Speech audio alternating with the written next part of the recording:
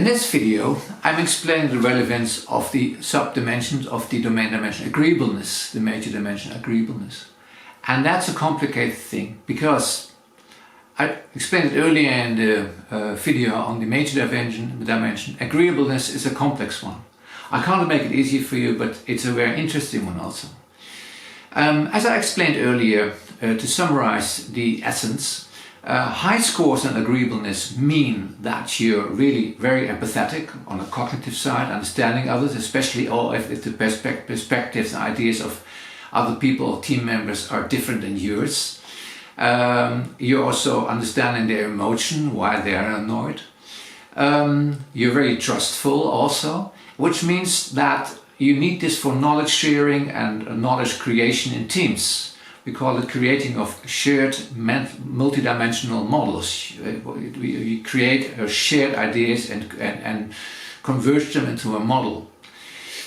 But this means you're very trusting others, empathetic, which means you find it very important that there's a mutual understanding.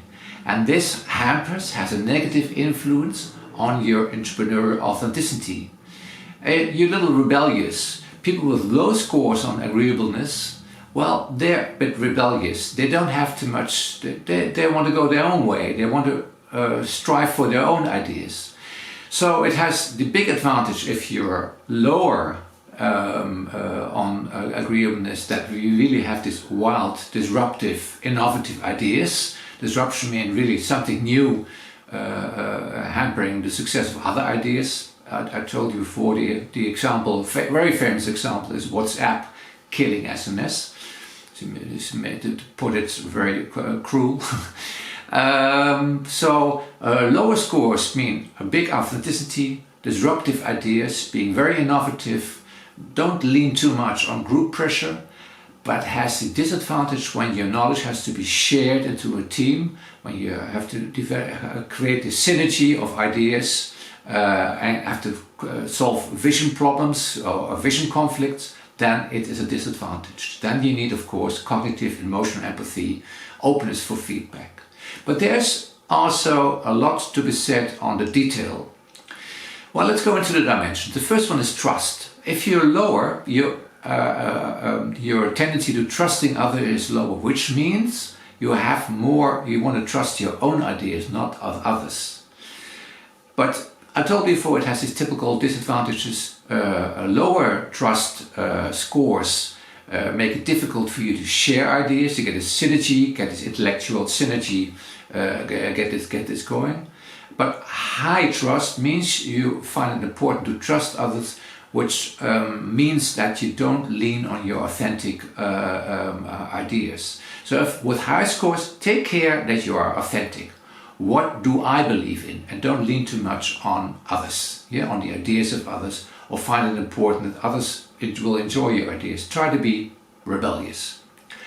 Okay, then there's the second dimension, and actually for effective entrepreneurship it should be high. It's straightforwardness. It is the inner appreciation of honest and open feedback. Well, striving for open feedback is important for anything. Designing one idea and trying to implement it is ineffective for entrepreneurs. Successful entrepreneurs, they think about one idea, have a general ambition, and then immediately go to the outside world and test it and redesign it and reevaluate and design new dimensions into this business idea. So they start here and they end there. And what do you need? Straightforwardness, inner appreciation for open and honest feedback. Okay, then there's one, it's called altruism. It's actually the cognitive empathy, understanding others. Well, it's actually the same with trust. If you're lower, you're authentic, you're a rebellious thinker, which is great. However, if there's vision problems in your team, you find it hard to understand different perspectives, especially if they're quite different from your own. So, and effective entrepreneurship in teams is also related not only to disruptive and innovative ideas, rebellious ideas, but also to creating a synergy between perspectives. And one truth should not be holier than the other truth. And two perspectives, two true perspectives and valuable perspectives should exist next to each other. We call it multi-dimensional team decision making. So thinking in multiple dimensions, because different dimensions accentuate a different aspect, a different feature of your business plan. Okay, the same holds for compliance. Compliance is rigidity in your visions, in the things you really find important. Just the same thing.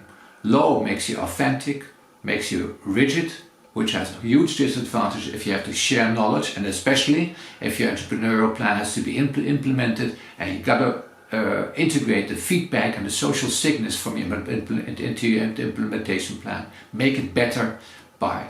So the essence is listen to feedback, be straightforward, open for feedback, but translate it into authentic ideas. So if you're high on compliance, high on altruism, then take care that you listen well, but you're not taking over ideas, but translate them into your own perspectives, your own entrepreneurial ideas.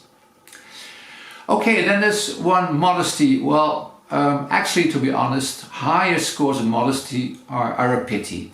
They often limit the possibilities, especially when there's frustration. It immediately leads to self-skepticism. You say, oh, I don't believe myself now as an entrepreneur. And also if you need finance or you want to go networking for inspirational or for commercial targets, well, then modesty will hamper your effectiveness, because people think, oh, he or she is so modest. Oh, does he really believe? Does he really believe in his own ideas?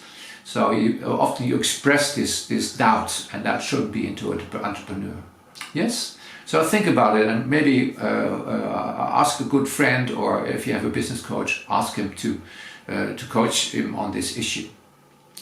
The last one is compassion, which means emotional understanding. Also, it's not sort of a big effect as with altruism and compliance, but also compassion is understanding the emotions of others.